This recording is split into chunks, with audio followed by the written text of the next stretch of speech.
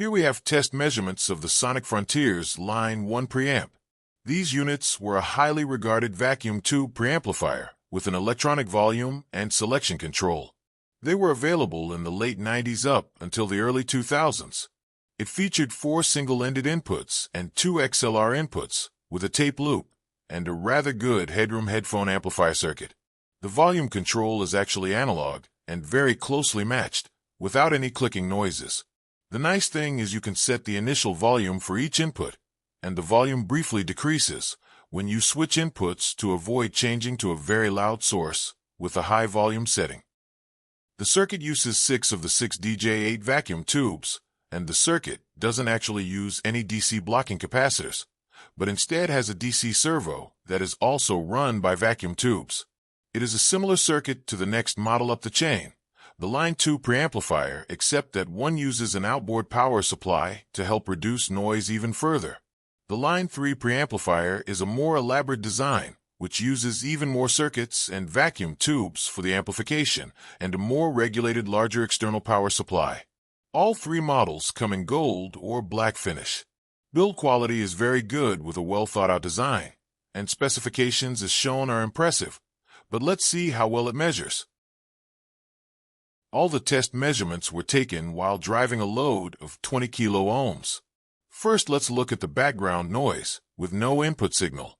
The 60 Hz power supply noise is in the range of 100 decibels below maximum signal, although the harmonics at 120 and 180 Hz are a little higher, however still in the 100 decibel range. Moving on to the noise at unity gain, with a 0.6 volt input and the same output voltage. Unity gain was achieved at a volume setting of 83.5.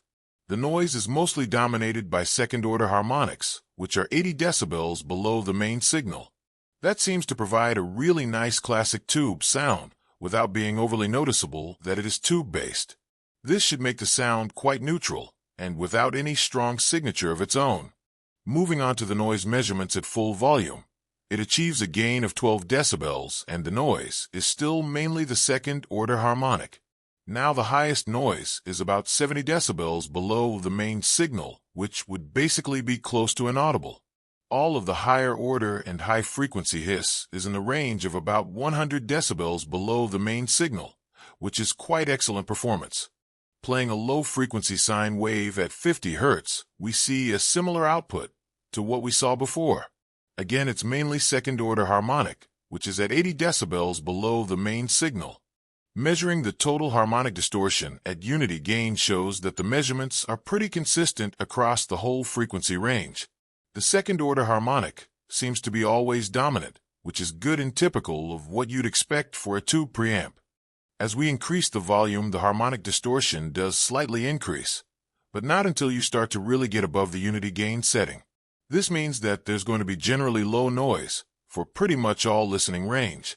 When I tested the preamp with a 23 decibel gain amplifier and speakers with 92 decibels of gain, I could only really hear some background hum or hiss if my ear was within about a foot of the speakers, but of course that noise would be a combination of the amp and preamp. Overall, during listening, I felt this preamp had a very neutral tone. It could almost be characterized as a solid-state preamp, but definitely did not have any of the dryness or edginess that some could associate with solid-state, which comes from usually higher-order distortions. The imaging was clear and coherent, but slightly pushed back, with a wide and deep soundstage. Since almost all the distortion is second-order, it has a warm, natural, and neutral character. The combination of features are pretty useful, including the remote, which gives you all the control you need with the clever round design. The one thing you have to keep in mind is that the input volume control has a maximum acceptable level of 4 volts. Above this, it will cause the volume control to clip the signal. So if you have an extremely high output source, you will need to attenuate it to bring it below that 4-volt level. That should not be a problem for most, considering almost all sources go up to a standard 2 volts. But I was using a phono preamplifier with an unusually high output gain and noticed it did occasionally oversaturate. So I used some 12 decibel attenuators, and it sounded great. Highly recommended if you can find one on the used market, and they are still serviced by Parts Connection in Canada. Thanks for watching.